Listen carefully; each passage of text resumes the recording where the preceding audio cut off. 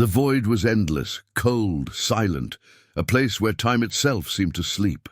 And drifting in that eternal dark was a small, broken pod. Its surface was scorched, its hull cracked, its engines long dead. Once it might have belonged to a mighty fleet. Now it was nothing more than a forgotten piece of debris, floating in the black sea between stars. But inside that shattered shell, something still lived, a single human. His chest rose and fell in shallow breaths. His body was locked in the fragile safety of cryo-sleep. For centuries, maybe even millennia, he had been alone, unmoving, a ghost of a war no one remembered, until tonight. The first to find him were not heroes. They were scavengers.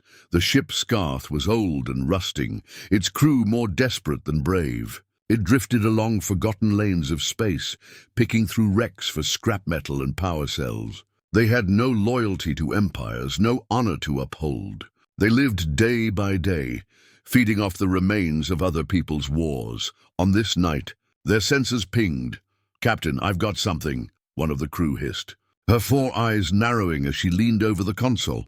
Small object, no power, just drifting. The captain, a leathery-skinned Rhinar with a scar across his jaw, growled. "Another dead shell? Maybe, but—" She hesitated.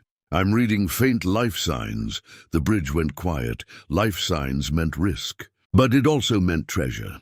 Cryopods often carried data, tech, or even valuable genetic material. Slavers paid well for rare species. "Bring it aboard," the captain ordered at last. "But carefully. If it's a trap, I want shields up." When they dragged the pod into the bay, the crew gathered around it in silence. The glass was cracked but still held. Inside they saw him, a human. They all knew the word. Every species in the galaxy knew it, whispered in half-forgotten tales. Humanity, extinct, destroyed. Or so the stories claimed. Yet here one was, right before their eyes. He looked fragile, his skin pale, his body thin inside the frost-covered pod. His face was slack, trapped in sleep, but there was something about him that unsettled them all. The youngest scavenger spoke first, her voice trembling. "Should we—" "Wake him." The captain's eyes narrowed. He had heard the legends, how humans once fought wars across the stars, how they never surrendered, how they would rather burn a world than bow. "No," he snapped. "We don't wake ghosts. We strip what's useful and throw the rest back into space." But the pod hummed. Without warning, the cracked screen flickered with weak light. Symbols scrolled across the glass in an old language none of them recognized. The life signs grew stronger. The humans stirred. Panic broke out in the bay. "Captain, if this is real, do you know what it means?" One shouted. "It means trouble," another spat. "The galaxy buried humans for a reason. But this could be worth more than all our hulls combined." The captain snarled at them to shut up. He paced before the pod, torn between greed and fear. Finally, the youngest crew member spoke again. She stepped closer, eyes soft as she looked at the man inside. "He's not a ghost. He's just a person. He's alone. Maybe he doesn't even know what happened to his people." Her words cut through the silence. Mercy was rare among scavengers. But in that moment, even the hardened crew hesitated. The captain's fists tightened. "If we save him, we risk everything. The council forbids human revival. They fear it. And for good reason. But if we leave him," she whispered, "he dies, alone, forgotten." The crew looked at one another. The air was thick with fear. At last the captain spat. "Fine, wake him. But remember, whatever happens after this, it's on your heads." The pod hissed as ancient locks released. Steam poured across the floor. The man inside gasped as his chest heaved for the first time in centuries. His eyes snapped open, cold, blue, sharp, alive. He stumbled out, collapsing to his knees. The crew stepped back, weapons raised. But he did not attack. He coughed, choking, his voice raw. Where am I?" The scavengers exchanged uneasy glances. None wanted to answer. Finally, the young crew member spoke. "You're safe. You've been asleep for a long time." The man looked around at the strange faces, at the alien ship, at the void outside the bay's window. Confusion filled his eyes, but also something else.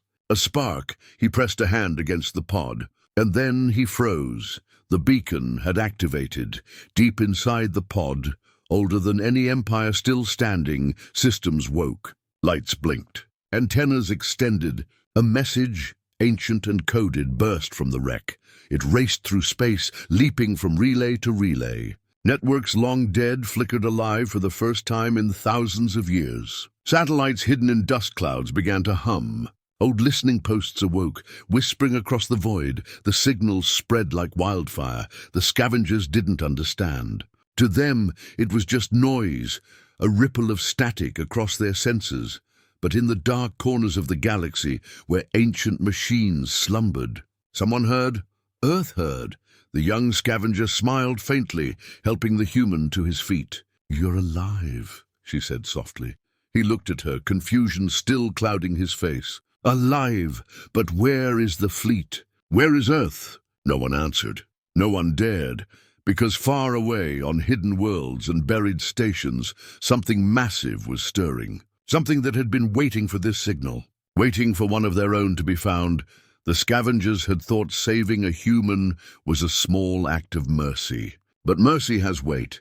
Mercy has consequences, and this mercy had awakened a storm. The pod's beacon pulsed faster, brighter, stronger. It filled the bay with a low hum, shaking the walls. The captain's eyes widened. "What have we done?" The human, weak but standing, whispered the words that froze them all. "They'll come for me." For all of us, and in the far distance, across the endless black, Earth answered. The void no longer slept. What had drifted silent for ages now carried a pulse, an ancient rhythm beating across forgotten channels. The scavenger ship trembled as the pod's beacon screamed into the dark, a cry no one could silence. The human stood weakly, leaning against the cold metal wall, eyes sharp despite the centuries lost. His breath came in shallow gasps, but his presence filled the bay like a storm about to break. The scavengers stared, weapons drawn but useless. They had pulled a ghost out of time, and now the galaxy itself was listening. The captain barked orders to shut down the pod, to sever the beacon, to bury the mistake before it grew too large. But nothing worked. The systems inside the pod were older than their ship, older than many of the empires still standing. Every cable they cut, every panel they smashed, only seemed to strengthen the pulse. The signal had already left, carried on channels they could not track, bouncing across relays no one remembered existed. In the cold reaches of space, machines stirred. Buried deep within an asteroid field, a relay tower long thought dead fled to life. Its ancient code awakened, transmitting the message further. In the lonely dust cloud on the edge of a nebula, a satellite blinked, unfolded long frozen wings, and answered the call. Across forgotten star systems, the message leapt, carried with urgency, with precision, with purpose. The human felt it. He pressed a hand to his chest, closing his eyes, and whispered words no alien could understand. His language was sharp, guttural, alive with weight. When he opened his eyes again, the scavengers shivered. It was not just a man they had saved. It was a signal to something vast. "Where am I?" he asked again, his voice stronger now. The young scavenger who had begged to save him stepped forward. She swallowed hard before answering. "You're far from anyone. This is the edge of charted space. You were adrift. We found you." His gaze lingered on her, then drifted to the others. They could see the calculation in his eyes, the quick measuring of faces, weapons, exits. He was weak, yes, but he carried himself as someone who had once commanded. "Someone used to war. Earth," he muttered. "Did we win?" No one spoke. The captain finally growled. "Human, your kind is gone, buried. The council saw to that long ago. Whatever war you fought, it ended without you." The man's eyes narrowed.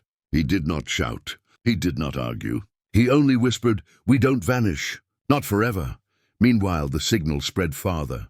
On a distant moon, half covered in ice, a bunker opened. Deep within, old engines roared. Dust fell from steel older than empires. Inside, waiting in silence for a single order, a human warship stirred. Its systems recognized the pod's code. It recognized the voice embedded in the message. A long, dormant fleet channel snapped open, ready to awaken others. Back on the scavenger ship, tension grew heavy. The younger crew whispered in fear. Some begged the captain to throw the human back into space before the council heard of this. Others argued he might be worth more alive than anything they had ever salvaged. Greed wrestled with terror in their hearts. The young scavenger stood firm. We saved him. We can't undo that. Whatever comes, it's already too late. The captain slammed a fist against the wall, but he knew she was right. The beacon had escaped them. The galaxy was already changing. The human pushed himself to stand taller, his voice steady now. You don't understand. That signal wasn't just a distress call. It was a key, a summons. They will come, my people. My fleet, the scavengers recoiled. To them, the thought was madness. Humanity was a ghost story told in hushed tones. A predator race wiped out before their grandparents were born. And yet the man before them stood living proof that extinction was not the end. The captain hissed. And what will your people do, human, if they return? The galaxy does not want you. The man's eyes burned cold. They didn't come for your want. They'll come for me, and for every soul you ever chained. The words hit hard. Silence filled the bay. Even the hum of the beacon seemed to grow louder, pressing against their skulls like a heartbeat. Far away, the signal reached a final relay. It was buried deep beneath the crust of a forgotten planet, hidden by time, shielded from discovery. When it received the pod's code, it released something greater than static. It sent out coordinates, orders, a message meant only for one audience. Across the stars, something massive changed course. A warship human, its hull scarred by ages, its engines burning with ancient fury. It turned toward the core systems of the galaxy, engines igniting like a newborn star. On the scavenger ship, the human finally looked out the viewport into the endless black. For the first time since waking, he allowed himself a faint smile. They heard me, and the galaxy trembled, for humanity was no longer silent. The chamber of the Galactic Council was vast, a cathedral of light and stone carved at the heart of a world that had ruled for millennia. Here, the rulers of empires gathered, their voices carrying the weight of billions. Here laws were written, wars were decided, and the future of countless species was shaped. And yet tonight, for the first time in generations, the chamber trembled with fear. The signal had reached them. The councillors had all seen it, a coded pulse spreading across ancient relays, a language older than many of their civilizations. At first, they dismissed it as background noise, another relic of a forgotten age. But then the analysts confirmed it. The signal was human. The name alone was enough to chill the blood of every leader present. Humanity, the predators, the destroyers, the race that once rose from a single system and challenged the galaxy itself. For centuries, the official records had said they were gone, hunted down, erased for the safety of all. But now, a single pulse had undone that certainty. A human lived. And where one lived, more could follow. The speaker of the council, a tall insectoid, being with silver chitin, slammed its staff against the floor. The echoes silenced the chamber. The signal is real, it declared, and so is the threat. We must decide now how to respond. One voice rose from the crowd, trembling yet sharp. Destroy it! Cut the relays, burn the channels, erase the message before it spreads further. Another voice countered, deep and slow. Too late. The signal has already passed beyond our control. We cannot stop it. The question is not how to silence it, but what it will bring. The debate turned to chaos. Some shouted that humanity must never be allowed to rise again. Others whispered that perhaps the stories of their extinction were lies, that perhaps humans had always been waiting for their moment to return. The chamber buzzed with anger, dread, and something else, guilt, for many of those present knew the truth. The council had not destroyed humanity. They had hidden them, broken their fleets, scattered their survivors, enslaved their colonies under other names. The galaxy's great powers had prospered on the silence of Earth. If humanity returned, it would not be as allies. It would be his judgment. At last, the speaker called for order. We must act with reason. If humans are truly awakening, we cannot panic. They are only a myth to the young races. Only we remember the truth, and we must decide, do we crush this ember now, or let it burn into fire? A smaller delegate, scales glittering, raised his voice. The ember is already fire. My fleets report sightings on the edge of the border worlds. A ship, ancient, massive, human-built, has entered our space. The chamber froze. No one spoke. No one moved. Even the speaker lowered its staff in shock. The human ship was not rumor. It was here. Some began to cry for war. They demanded fleets, blockades, fire before it was too late. Others begged for diplomacy, for finding the survivor and sending him back, for proving the galaxy did not wish to repeat old mistakes. But beneath the shouting, beneath the panic, one truth spread like poison. They had saved one human. And now all of humanity might return. The speaker looked over the sea of terrified faces and whispered, not to them, but to itself. The galaxy is not ready for their return. The chamber shook with arguments, fear splitting old alliances apart.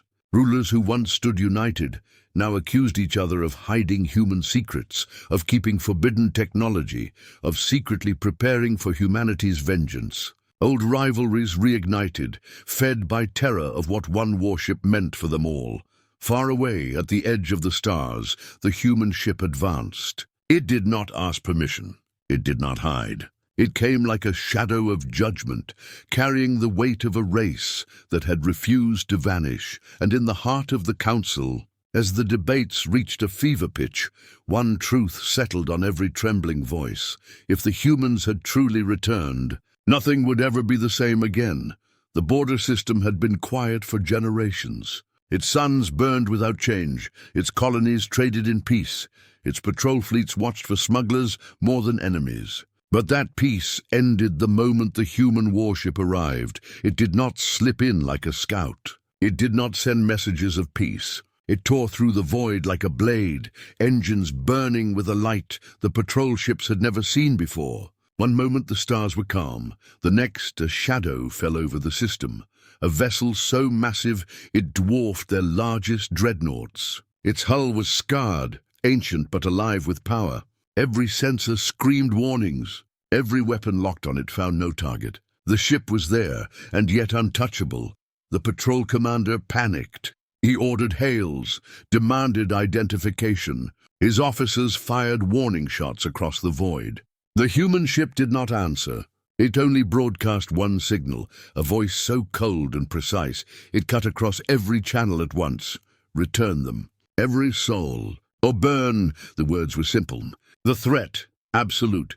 The patrol fleet scrambled. Dozens of ships swarmed around the intruder, plasma cannons and torpedo bays glowing with lethal fire. The commander shouted defiance into the comms, telling the human ship that it would not pass, that it would be destroyed here, that the galaxy would never allow humanity's return. The human ship finally moved. A single beam of light erupted from its hull. It was not fire. It was not plasma. It was something far older, far deadlier. The beam sliced across the void, and in the span of a heartbeat, the patrol fleet ceased to exist. Dozens of dreadnoughts became drifting wrecks, torn apart as though their armor were paper. The light faded, and silence returned. The system froze in shock. Entire colonies went dark, their people hiding underground as whispers spread across the channels. One ship had erased an entire fleet. One voice had declared judgment, and it was only the beginning. On the bridge of the warship, the awakened human stood. His body still weak from cryo, his mind still swimming with fragments of lost time, but his voice was steady. He spoke in his tongue, and the ship obeyed. Around him, machines hummed, loyal even after centuries of silence. The scavengers who had saved him watched in horror from their small vessel tethered to the warship's flank. They had wanted treasure. Instead, they had unleashed fire. The rescued human turned to them, eyes cold, but not cruel. "This is not conquest," he said. "This is reclamation.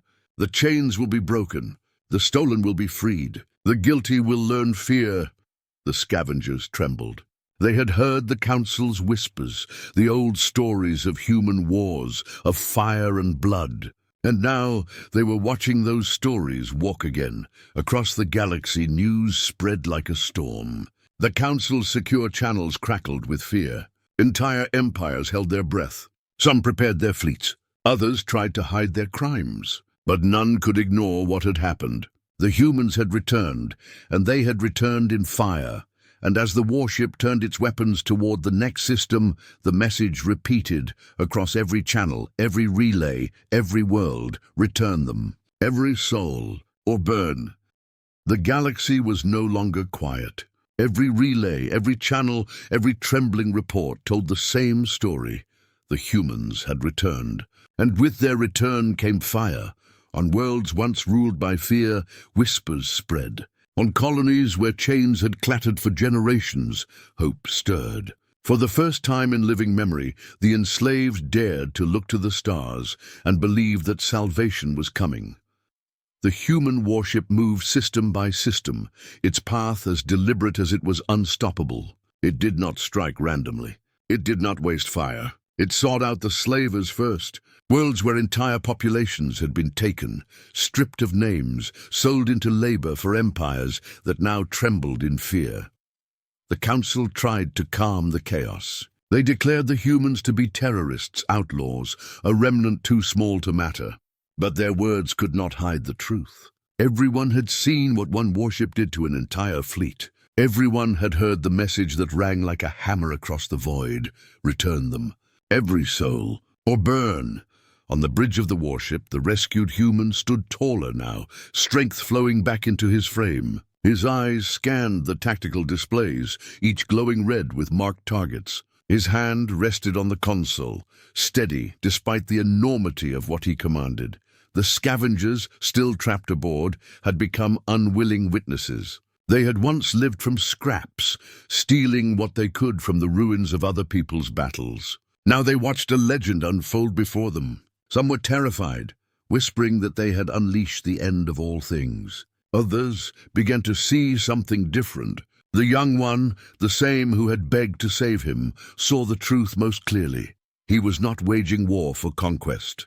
He was breaking chains. The first liberation came swift. A mining world where entire generations had been worked to the bone beneath the whips of their masters. The human ship descended from orbit, its voice booming across every comm, every screen. Lay down your arms. Free them now, the slavers resisted. They raised defenses, sent warships, shouted that the council would stand with them. The human ship answered with silence, and then with fire. The orbital guns melted in seconds. The fleets were torn apart in a single volley. When the dust cleared, the slavers who survived surrendered in terror. The mines erupted in chaos, not of fear, but of joy. The enslaved poured from the tunnels, their chains broken, their overseers gone. For the first time in centuries, they looked up at the stars without despair. They looked up and saw hope. The warship left without taking territory. It installed no rulers. It demanded no tribute. It simply freed the people and moved on. That more than its weapons shook the galaxy to its core. One by one, more colonies rose. Slave worlds rioted. Chains were broken not just by human fire, but by the courage that fire inspired. Whole species that had long given up fighting now rose again, their voices carried by the promise that they were not alone. But the empires did not sit idle. They gathered fleets, vast armadas of ships from dozens of species, each sworn to stop the humans before their infection of rebellion spread further. They called it a crusade for order, but in truth it was fear. Fear of losing the power they had built on suffering. The human warship did not turn away. It faced them, alone. The scavengers watched in awe as battle erupted, a storm of light and steel. Thousands of ships descended upon the single vessel. The void itself seemed to burn. And yet, the human ship fought like a predator from another age. Every strike precise, every volley devastating. Whole wings of enemy ships vanished in flashes of white light. The battle lasted hours, but to those watching, it felt like moments. When it ended, the armada was gone. Drifting wrecks marked the place where once mighty fleets had stood. And in the silence that followed, the human ship's voice rang out again. The chains are broken. The free will not return to bondage. Remember this, or share their fate. The scavengers sat in silence, no longer arguing, no longer trembling. Even the captain, once hardened by greed and fear, could only whisper, "This is not war. This is justice." Across the galaxy, slaves ran from their masters. Colonies declared independence. And everywhere, in every corner of space, one phrase echoed like a storm. The humans are back. The galaxy had always been built on power.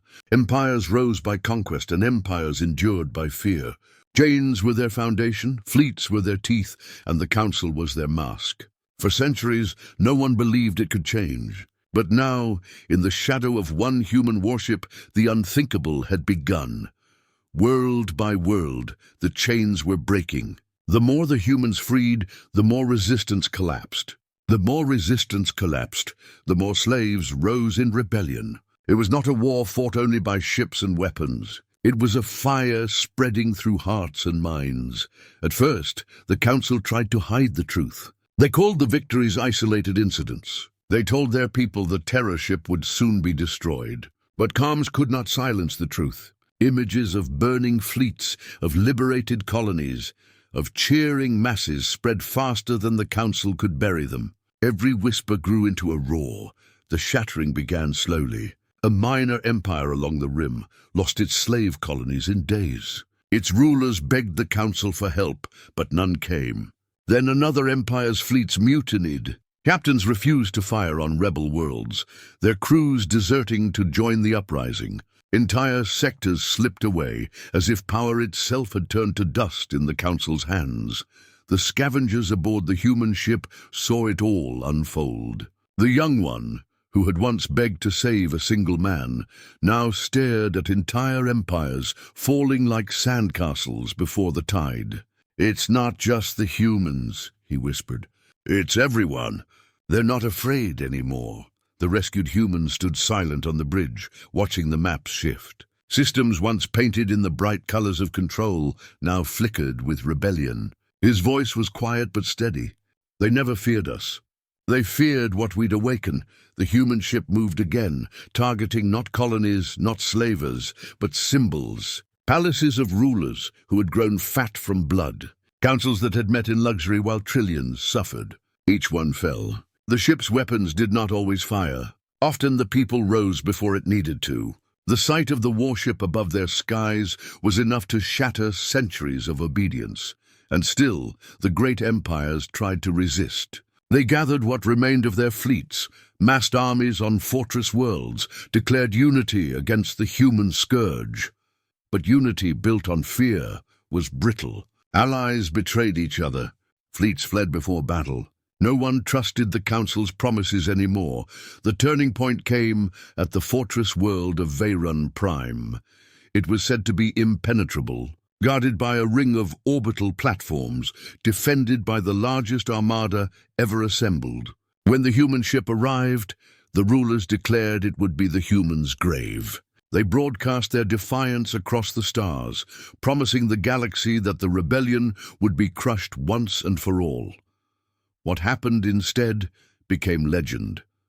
The human ship did not fire immediately. It held position, a lone predator before a swarm. Then its voice cut through every channel. "Free them, or fall." The rulers laughed. The fleets advanced, and the void erupted. The scavengers could barely comprehend it. To them it was not war. It was an unraveling. The human ship's weapons did not just destroy, it broke formations, cut through strategy, dismantled the very will to fight. The armada fractured within minutes. Ships collided, platforms burned, and the once proud fleet scattered like prey before a hunter. When the smoke cleared, Veyron Prime stood defenseless. Its rulers begged for mercy. The human ship gave none. It did not destroy the planet, but it stripped the rulers of power. The people themselves stormed the palaces, tearing down the banners of empire. The fortress world had become a symbol, not of fear, but of collapse. News spread faster than light. If Veyron Prime could fall, then no empire was safe. And so they shattered. Whole empires crumbled in days. Systems defected. Species long silent rose up. Chains that had bound trillions for centuries snapped like dry twigs. The council called for unity, for loyalty, for one last stand. But their voices carried no weight. Even their allies turned against them, desperate to save themselves from the storm. On the bridge, the scavenger captain sat slumped, eyes wide with disbelief. "I thought I understood power," he muttered. "I thought fleets and wealth and fear made an empire. But this is something else." The young one's eyes shone with something closer to awe. "This is freedom. And it's louder than fear." The rescued human finally turned to them. His gaze was steady, his words heavy with promise. "It's only beginning. We will not stop until the last chain breaks. No one left behind. Not one." Outside the viewport, the galaxy burned. But in the ashes of empires, something new was rising. The age of fear was ending. The age of humanity and of freedom had begun, and the council knew their time was running out. The void beyond the outer colonies shimmered with movement. Ships of every shape and design scuttled across the starways, fleeing the wake of the human warship or rising in its wake. The galaxy that had once forgotten humanity now had no choice but to look toward its origin, Earth, the lost cradle of mankind.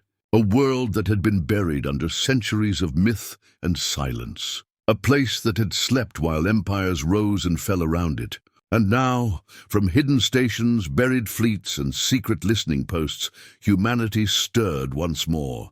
The rescued human stood on the bridge of the warship, his eyes fixed on the distant blue planet. For the first time since awakening, he allowed himself a moment of awe. He had been alone, adrift for so long, that the thought of home seemed like a memory from someone else's life. Yet here it was, Earth, the source of his people, still vibrant, still waiting.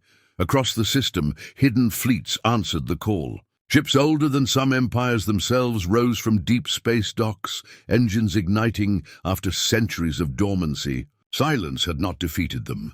Time had not dulled them. Humanity had been waiting, watching, and preparing. The council received reports, frantic and terrified. Humanity's fleets were gathering, uncountable in number, emerging from sectors no one had dared map. Ships that should have been museum relics now glinted with weapons, shields, and engines that could traverse the stars faster than any contemporary fleet. Panic swept through the chambers of rulers. Alliances shattered, orders went unheeded. Everyone feared the coming judgment and the stories they had told their people about humanity. The extinct, the weak, crumbled under the weight of what they were now seeing. On the human warship, the rescued one addressed the galaxy through every channel, his voice carrying across frequencies in dozens of languages. It was calm but absolute. "We come for those you stole." Every soul held in chains. Every life bought, sold, or broken. Humanity did not vanish. We return not for vengeance, unless necessary, but to deliver justice. And it will be delivered. The message ignited rebellion everywhere. Colonies that had hidden from empires for decades now rose openly. Species long suppressed declared themselves free. And in every system, the people whispered a name that had been forbidden: Earth. The council attempted diplomacy, sending envoys with promises, threats, and bribes. But the humans had already made their decision. No treaty would undo the suffering endured by billions. No plea could stop the rising tide. The rescued human walked across the bridge, past screens showing fleets converging, colonies rejoicing, and empires crumbling under their own fear. He paused at the viewport, gazing at the stars between Earth and the systems now rebelling. "This is our home," he said softly. "And the galaxy must remember it, always." The fleet moved as one, a symphony of ancient power and renewed purpose. It did not attack blindly. It did not seek mere conquest. It liberated. It enforced freedom where none had existed. Humanity's presence alone shattered the illusion that any empire could hold the galaxy under fear. For the council, the moment of reckoning had arrived. They had believed they had contained humanity. They had believed their power unshakable. But now the very foundations of their authority trembled beneath the fleet that had once been myth. beneath a people long thought gone. And on Earth, hidden listening posts came alive. Ancient weapon systems reactivated. Trillions of voices, long silent, prepared to rise. Humanity's return was not a single ship, not a single voice. It was an awakening, a resurrection, a reminder that no chain was permanent, no exile final. The rescued human turned back to his crew, his voice low, commanding yet filled with hope. We are the last warning, but also the first chance. The galaxy may fear us, but we do not seek to destroy it. Unless it forces our hand, every world will have the choice, and every soul will know freedom. The stars seemed to bend under the weight of what was coming. Humanity's fleets moved forward, unstoppable, inevitable, carrying with them the promise of justice, liberation, and the return of a species no one had dared believe could rise again. The galaxy held its breath. Earth had returned, and nothing would ever be the same. The galaxy held its breath. Across every system, every planet, every hidden station, eyes turned toward the approach of humanity's fleets. The human warship, the rescued one at its helm, had become the signal for a new era. But this was no longer just a single vessel. It was hundreds, then thousands, converging in a formation that stretched across the void like a living wall of light. The Council scrambled to respond. Alarms blared, fleets mobilized, diplomats pleaded for mercy. Their words were desperate, their commands frantic. But every second delayed their response. Every hesitation allowed the humans to tighten their grip on justice. The rescued human stood on the bridge, steady, resolute, watching the stars bend under the engines of ships that had waited centuries for this moment. Beside him, the scavengers who had once feared him now watched with awe. They had once thought of survival, of profit. Now they witnessed purpose, precision, and a force beyond imagination. Every last soul, he whispered to himself. His voice carried across the comms, reaching the ears of millions, slaves, prisoners, and those forgotten.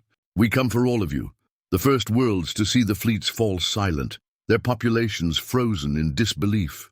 Entire armadas of slavers and enforcers faced the humans, only to find themselves outmatched, outmaneuvered, and outthought. Weapons fired, but the fleets of Earth moved with a precision honed by centuries of planning. Guided by systems long buried and long feared, on a central world, a slave colony had huddled beneath the gaze of overseers for generations. The sky darkened with the silhouettes of approaching ships. Panic rose, but it was quickly replaced by awe. The human fleets did not descend to conquer. They came to liberate. Doors were blown open, chains shattered, control rooms overrun. For the first time, the oppressed tasted freedom, their cries of joy ringing louder than any alarm or weapon fire. Meanwhile, the Council watched in horror. They had built empires on oppression, ruled with fear, and silenced entire species to maintain their dominance. And now every secret, every hidden atrocity was being exposed. Entire systems defected from the Council's command, not out of loyalty to humanity, but out of the fear of being next. The human warship moved system by system, planet by planet, delivering justice and hope in equal measure. The rescued human addressed each world in their language, his words calm but unyielding. No one is beyond our reach. No one will be left behind. Every soul shall have freedom. By the time the fleets reached the Council's stronghold, the galaxy had shifted. The once mighty rulers had lost the confidence of their people, the loyalty of their fleets, and the obedience of entire civilizations. The Council was forced to confront the humans directly. Envoys attempted negotiation. Threats were issued, and fleets formed for a final stand. But it was clear to all. The humans would not stop until justice was complete. The final confrontation was swift. Ships loyal to tyranny were dismantled, not just with firepower, but by the awakening of those long oppressed. The galaxy itself seemed to rise against the Council, and when the rescued human gave the order, the last chains were shattered, the last prisons opened, and every stolen soul was freed. As silence fell, the fleets of Earth did not vanish. They remained a reminder that humanity had returned to ensure freedom, to safeguard justice, and to protect the galaxy from repeating the horrors of the past. The rescued human stood on the bridge of his ship, looking out over the liberated worlds, and allowed himself a faint, satisfied smile. The galaxy would never forget this day. Every species knew the truth. Humanity had returned, not as conquerors, but as guardians. They came for every last soul, and none would ever be enslaved again. The stars themselves seemed to shine brighter that day, bearing witness to the rise of a species that would watch, protect, and ensure that freedom remained unbroken across the galaxy. And so, humanity's return was complete. Not with vengeance alone, but with justice, liberation, and hope. The age of chains was over. The age of humanity had begun.